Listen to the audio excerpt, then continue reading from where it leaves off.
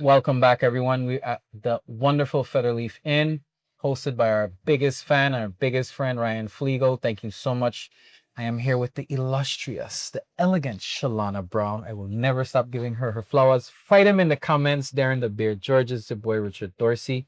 And we have the wonderful pleasure of sitting down with the exquisite, the acclaimed, the eclectic Lady Plaskett. How are you doing? I'm well. How are you? Good evening, everyone. Yes. Good day. Thank you for coming to Dialogue 340. We are on our gubernatorial tour with everyone as well. Glad to see you officially announce Sure. that you're running for the biggest ticket. It's an interesting thing to hear gubernatorial. I haven't, Yeah. that's not a phrase I've used before. So before we dive in, how does it feel to just officially be like, I'm here, the territory embraced me, I'm going for this? Sure. It's a new chapter. Mhm. It's very interesting to campaign with someone Mhm. because in the past election cycles, I've been going throughout the territory, but you're really by yourself. So having a running mate and learning the rhythm of another person as well, and that interaction has been really great. That's good. That's good. So we're going to kick off with your background. We want everyone, even though you've been running and the people are familiar with you, we're going to start all over. And Shalana, introduce us, Yeah, please. so in the cycle on Virgin Islanders having a diasporic community, we had Casper Polsky, we had Hubert Harrison, and these are persons that are synonymous with like New York. Right. How has it been for you as seeing a member of the Virgin Islands community, but in a different form, not necessarily being foreign in the Virgin Islands, but always knowing that through your parents that you've had a sort of like a responsibility to your parents' birthday? It's interesting because I was born and raised predominantly in New York. Two Virgin Islands parents. Both of my parents are from Christiansted. They're hillsiders. And in New York, there are a lot of communities which have a specific place. So your Little Italy or Little Korea or Chinatown, and those communities are very encapsulated in a neighborhood. But Virgin Islanders, which really for a number of generations were really strong in New York, did not have a central location. And so the need and the desire to maintain that tie to the Virgin Islands seemed even stronger. So once you went beyond someone's doorstep, it was as if you were back in the Virgin Islands, right? I can't remember coming home and not smelling food that was from home. Or my father was a New York City police officer, but he was always assigned to neighborhoods where West Indians were. And so he never lost his accent. In fact, I would always have to interpret for my friends who were stateside. What is your father saying? Like they didn't even know what he was saying, right? And so my own parents, that notion of home, Virgin Islanders who live now, I guess Atlanta would be the same way. Yeah. But living in New York or somewhere in Tampa, Houston, other places, they say, are you going home? So-and-so just came from home. And it's just understood that it's the Virgin Islands. And also being from such a smaller island in comparison to like people who are from Jamaica or Haiti or Trinidad in New York, there wasn't as much a difference between islands. So we had to be closer to each other. And so the friction between a Crucian or St. Thomian or someone who was from St. John was not as clear. It would take me months before I learned, or years. I'd be like, oh, they're not from St. Croix? Oh, I didn't realize their family was from St. Thomas. And I even see that with my son, who now lives in New York. His best friend is a St. Thomian, right? Although he identifies himself as a Crucian as well. Yeah. Go ahead, ladies first. Okay, yeah. And so living in those sort of quarters of having diasporic memory, what is it I want you to answer more specifically, like the responsibility that your parents. Sure. So, my parents are part of that generation who left St. Croix because there wasn't work. And they had a responsibility to work multiple jobs and bring money back home. they're usually the older siblings that were sent up. And, I remember my dad working 3 jobs. He had a weekend job, he had a night job, and he had a day job. And my mother as well had 2 jobs. And I I was home by myself a lot because, they were sending money home. They were taking care of other people back home. I can recall my dad writing checks, for someone's school fees or for property taxes back home, or my grandfather sending a letter about so and so is doing well, but tuition is coming up. Or, one of my best memories is one of my father's younger brothers, when he was doing his residency for medical school, slept on our couch for several years because got a residency in New York. And it was just understood that that was a responsibility, that if you made it, you had a responsibility back home to those who had not. And so, one of my life things that I always say to my children is, to whom much is given, much is required. And that's even your abilities, right? That it isn't just giving back materially, but if you have good sense, if you are smart, if you are strong, if you are athletic, then you have a responsibility to do that at its best, because that's what God has gifted you with, and it's to benefit other people. We lived in public housing, and there were plenty of people there who were a lot smarter than me. There were plenty of people who lived in public housing and the projects, in ghettos, wherever you want to call it. I lived between Bushwick projects in New York and Kennedy projects here. And plenty of people who had great sense, real smarts, but maybe didn't get a chance or didn't have somebody driving behind them, like, my parents did. You could not bring home an 89 in my parents' house. Oh, yeah, I remember those days, yes. Like, everything else is an A. Why aren't you talking about that? And they're like, why would we talk about what you're supposed to do? We only got to talk about what you haven't been doing and how we can make that work. So I think that, to me, is a real voice in my life, is like always doing better. I'm coming up on a big birthday. It's a big one. I'm going to turn 60. And my kids were laughing at me because I keep saying, I haven't done anything with my life yet. I've got so much still I have to do and I haven't accomplished yet. But just that sense that there's more. And how do I get it all done in the time that I have? Do you think it because they came from spaces where they know that we have been fragmented and we more provided all the tools or possibilities, and so they felt that it was necessary to use you to fulfill some of their greatest ambitions? I mean, definitely. My father's next to his bed, we used to call it the next generation shrine. It would be like a clipping of a cousin who got an award, or a photograph of someone graduating from college, or someone who got their doctoral degree, or the ticket to my swearing in. All of those things are achievements. And I think it also satisfies the need that their sacrifice was worth something. That they're doing this and they're making these sacrifices, and they see things in each one of us that they want us to fulfill. Don't you see it in your children that, oh, this one could be a great artist, or this one has this great speaking ability, or this one is a great math mind, and then trying to pour into that to fulfill that.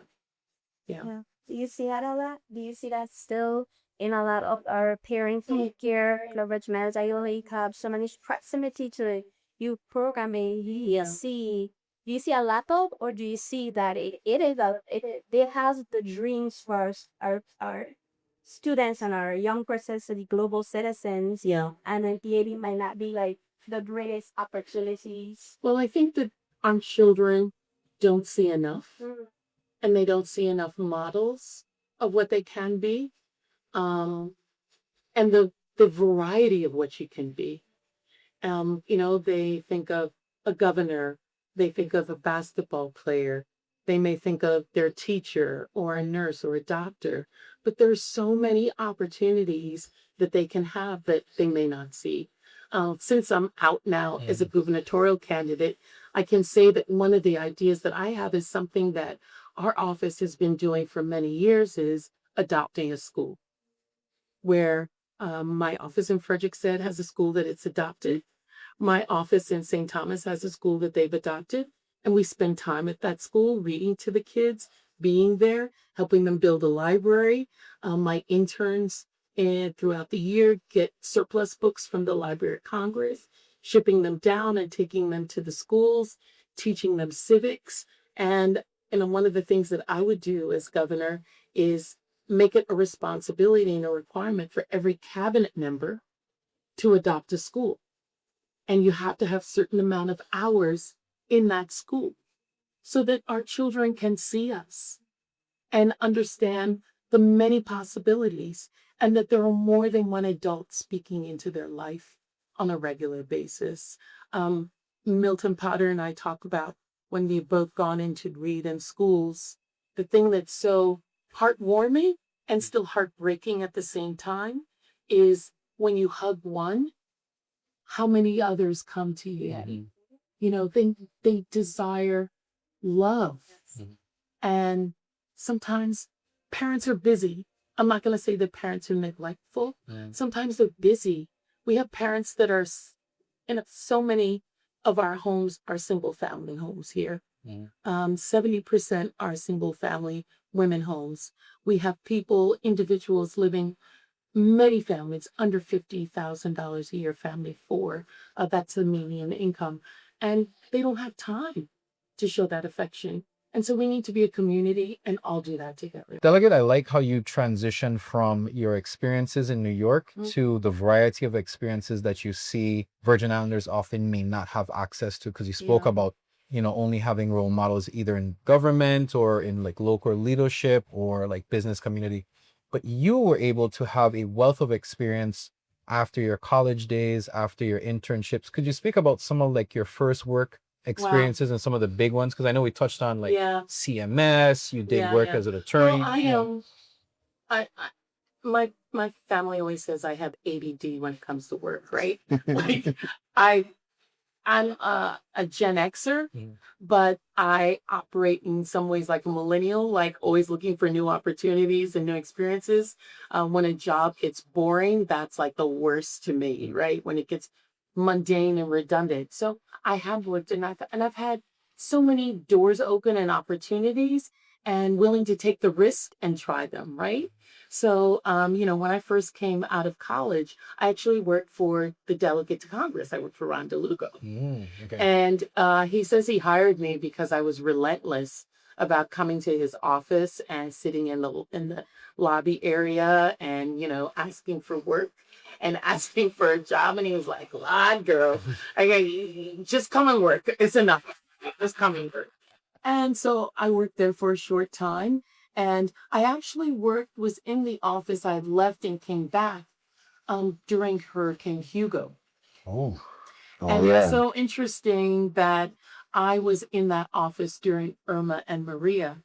And I remember one night sitting at my desk in DC, and it dawned on me, oh my gosh, this is where Ron DeLugo was in 1989. And now I'm here in 2017. And how the similarities of what that role is and the differences with technology, right? That the role has brought. But I went to law school.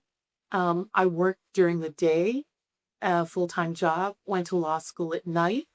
By the time I graduated, I had 3 kids under the age of 6 while I was working. You like challenges. I think that kind of centered me. Okay. It's made me a hyper-organized person. And multitasker and being able to do a lot of things. I also realized that I need to tone down and get more empathy for people in the workplace, because having done something like that, you kind of don't brook a lot of nonsense with people in the workplace when you've had to juggle so many jobs like that. And I really saw being in law school as a means to an end for my family. But I ended up being someone who actually, I'm one of those people who really loved law school. Okay. Like I really enjoy the law and the logic of law. Worked as a prosecutor right out of law school in New York doing narcotics. And New York is a crazy kind of place because court is 24 hours a day. So you have night court, day court. You, as a prosecutor, when you have a little experience, you're on felony beeper duty. So the assistant district attorneys go to crime scenes to make sure that evidence is collected properly, lineups are done in the right way, checking the cops, because, cops can be a little squirrely sometimes. New York cops? In New York City. Right. So that's the work that I did there. And then I got a phone call from someone who was like, look, I'm at this firm and you're really smart. I sat on a board with you, a school board, and would you be interested in coming to work in management consulting? Didn't know what it was. It was a group at McKinsey, which is one of the largest, most well-respected management consulting firms. And within a couple of months, they were breaking off to start their own firm. And what we did was provide strategic ideas and management for large corporations. I got to work with a team of really smart people who had MBAs, engineers, and worked on mergers of companies. I'm telling my age to say that I worked on the merger of Travelers. Your experience. All right. Yes. Your experience. I worked on the merger of Travelers in Citibank. And here's a crazy one. I helped to do a study for the Federal Reserve Bank on what would it look like to have a checklist society. So this is when people still wrote paper checks. And the Federal Reserve was like, what would a checklist society look like? We're in it, right? And worked on outsourcing and things like that. So, the merger with Travelers was, $40 billion merger. And then I also worked for years later, I worked on the House Ethics Committee in Congress during September 11th. I was in the Capitol building with the building that went into Pennsylvania was supposed to hit the Capitol. So I'm always kind of mindful of people who sacrificed for this democracy, right? And for us to be where we are. And then I worked with United Health Group, which is a Fortune 10 company. I was deputy general counsel there and worked on their Medicaid line of business. And, they've grown to 14 states and managing the practice there. They're a $400 billion company. And I was there working in that company, stocks, bonuses, and everything, when I walked into my boss's office and said, I'm moving to the Virgin Islands. And he was like, no. All right, do you need a raise? Is this how you ask for a bonus? I was like, no. And it's what we were talking about, Shalana. I said, what is the purpose of all of the sacrifice my parents and my family has done for me to be where I am? Not just my parents. I can recall an aunt who worked at Chase Bank here in St. Croix, who, after I graduated from law school, wrote a check for me to study for the bar exam. She's like, I want you to have the best to be able to study. So I want you to be in this program. So all of that sacrifice, what's the point of that if me and my family are the only ones living well? If we're the only ones benefiting? And that's what brought me back home, was how do I run all of those experiences and bring them home? Now, I thought I was just going to work at a law firm and practice quietly and maybe be in a couple of nonprofits. I was the chair of the board of the Caribbean Museum. Wow. We're getting the whole CV. Yeah. I was the chair of the board there. I was on Landmark Society. I was on Lutheran Social Services. I was on all of those boards just quietly and living my life in a quiet way when I decided to run for Congress. So that brings me to a story you and I share. I remember when we were all at the Congressional Black Caucus Convention Mm-hmm. and Donna Christiansen was in like her last couple of years, and you were starting. I think you officially were trying to do the transition, and Donna was like, "Okay, you could leave me. Go help Stacy." And I shadowed you for a couple of days, taking pictures, and I saw a brand new you. Mm-hmm. I didn't see the confident lawyer. I didn't see the confident business person. I saw the person trying to absorb Yeah. everything. Yeah. And I want to use this to leverage into now you as a seasoned delegate to Yeah. Congress. I'm gonna let Darren take the reins after this one. Uh, You know, going from someone who's soaking it up for Figuring the it out. first time Right. to now someone who's tried Trump, who sat on Yeah. seats. Yeah. Talk about that transition, and I'll let Darren take over from there. Well, I feel like my life, I have always been an observer and kind of been an outsider in some ways. Being someone who goes to schools where you're the only, or you're one of a few, or Because you went to works. yeah, or Georgetown. Everybody knows us for our basketball team, but it is not a Black university, right? Or growing up in New York with parents who had very strong Caribbean accents and having a culture that's very different inside the house than is outside. And when I got to Congress, so many members have other members from their state that they can fall back on. And when you're from a territory, you're on your own, right? You're by yourself. And so you've got to develop relationships with multiple people in multiple ways, whether it's ideologically, I'm considered a moderate, pragmatic, business-minded, economic development type member, or the Black Caucus, because you always have that going with you, or developing friendships with the members from Florida or New York because they have large Caribbean contingencies, or a relationship with the members from Hawaii because they're from an island, right? Or Alaska because they're just recently a state. I mean, the senator from Alaska reminds me all the time that when she was born into a territory. So finding relationships with members and finding ways to build coalitions for the things that you need.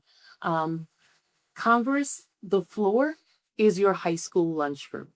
It is. It's a crazy thing. It is. There's a Black table. There's a cool people table. The outcast. Very cool. Some of the younger members, who have a lot of radio or satellite news time, cable news, celebrityhood, or, the squad sits a certain place. The members from California sit in a certain area, New England members, the Freedom Caucus sits everywhere. And I'm from the territory. I sit everywhere. I bounce around. I talk to members from different areas because I may need them for stuff. But also because I observe, I know every other members and what they're doing. Like I can say, Richard is going to wait for Shalana to vote before he votes because he may not be sure, but she's ideologically close to him. So he usually kind of waits and shadows her. So I became kind of important to senior leadership because I would tell them so-and-so hasn't voted as yet. And I think they're waiting for this other person. And they were like, really? And it would pan out to be true. And so they started relying on me for that. I also quickly said that I wasn't going to be like the usual members from the territory. When there's votes on the floor that I'm not voting on, I'm going to be there because I know that's where the deals are made and relationships are formed. I'm going to volunteer for stuff that people don't see because I'm going to use that as leverage when I need to ask someone to support something that's related to me. And I think that panned out, right? I got put on Ways and Means. I'm only the fourth Black woman and the first person from a territory on the oldest committee in Congress that deals with tax and trade and revenue creation. I'm on the Intelligence Committee, which is the only committee that the Speaker of the House appoints everyone to be on that committee. I'm on my second term on Intel, and I'm on the budget committee, and I'm considered a senior Democratic member, which is kind of crazy to me, is I still feel like a newcomer. You know, there's still stuff that I'm figuring out while I'm up there, but I'm ready to hand the reins to somebody else. One of the things that, listen, if I was not running for governor, I wasn't going to be running again anyway. And this is not a soundbite. This is you No. actually saying Yeah. that, I've served my time. I served my time. And I also saw members who stayed past their time. And I don't want to be that kind of member. I think there was a lot of things that I was able to accomplish. There's still work to do, but I think people create who they are. My predecessor, Donna Christiansted, was the first female physician, period. You used to call it a doctor. Yeah. She was the first female doctor, medical doctor in Congress. And so she carved out an area that was related to healthcare. I've carved out my own place in trade, in tax, in crafting interesting language and revenue and developing friendships with members on both sides of the aisle. And the next person will craft their own place because the Virgin Islands will be going through something different and need a different kind of person for where we are then. And one of the best things that I've seen is a former member who can move back to allow that person to be there, but still be able to pick up the phone and offer support when it's needed. Look, Hakeem Jeffries, or as I call him, Hawk, I got his cell phone number. I got his wife's number. He is going to, He's not going to get away. No. You answer the phone, dude, when I call. And the same way for many other members. So I'm going to be there for them for that. Okay. So let's shift gears now from the national now to the local, right? So what would you say would be the top 3 main issues that have you concerned with? Something that keeps you up at night a little bit? Sure. Healthcare, cost of living, and education. Those are the top 3 in my mind that are really deep-seated issues that we have to tackle.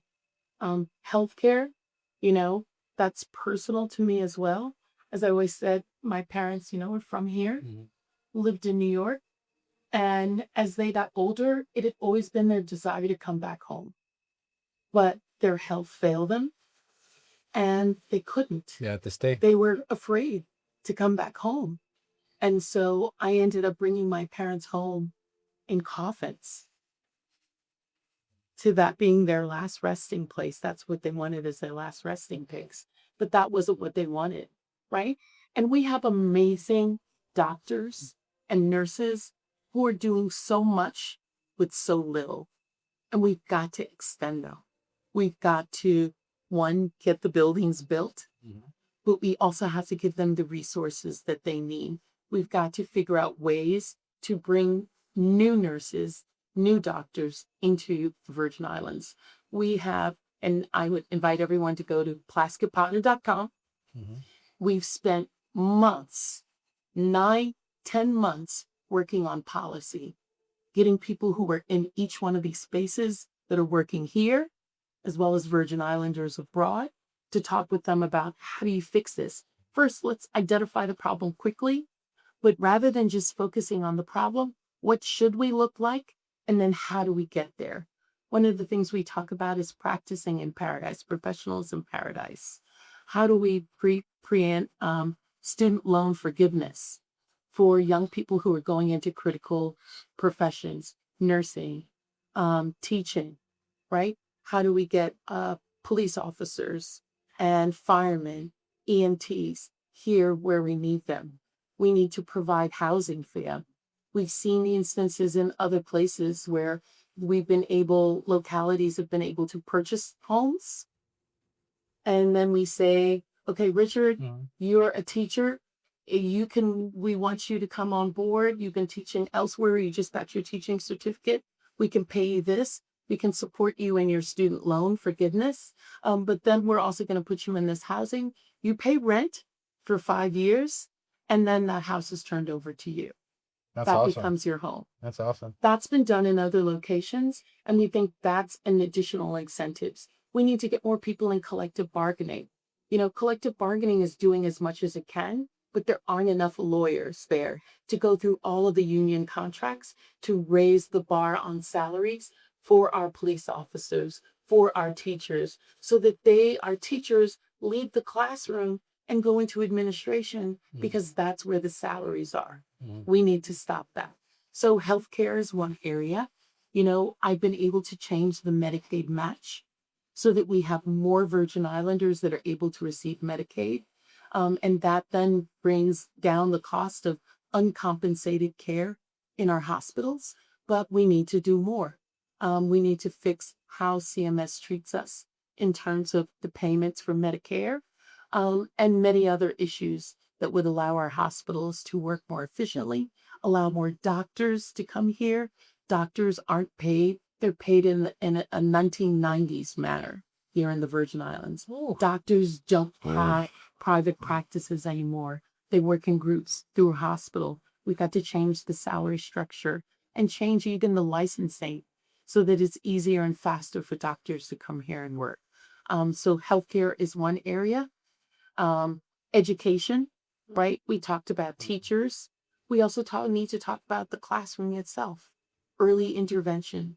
There are students who need help early on, and we don't have enough support to take them out of the classroom for an hour or two, give them the additional support they can, so that by 6th grade, we are not losing them. They're not so far behind that they're not going to catch up and then they drop out.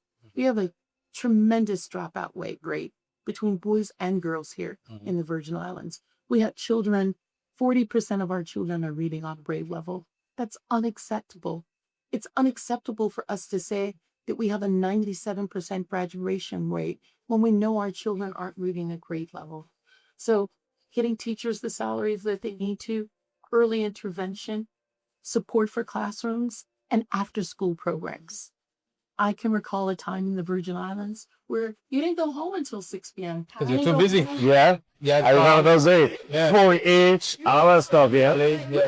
Age weekend, Yeah. so many programs. And it wasn't just sports, it was tutoring, it was music. Milton Potter is a musician. He actually played the trombone in band. So having music, I was a sports person. So having variety of sports for our young people to be in, and the arts as well. That's critical for the mental health of our children as well. The visual, the performing arts, and having those as after-school programs, because we know that we are losing our children between the time of 3 to 6 p.m. That's when our girls are becoming pregnant. That's when our boys are getting involved in groups that they should not be with. And a lot of it is because parents are overwhelmed. They're working hard. Yeah. And so we need to be there for them. So unfortunately, we never have enough time. It goes by real quick. It's a So, cost of living, wait, we're which gonna- includes WAPA. Oh, we're gonna have part. We want We're gonna get part two. We'll get to part 2. So, ladies and gentlemen, that was a little preview. So you got a little bit of her background, a little bit of her bio, a little sneak peek at the big issues. Pay attention. Part 2 coming right back to Dialogue 340.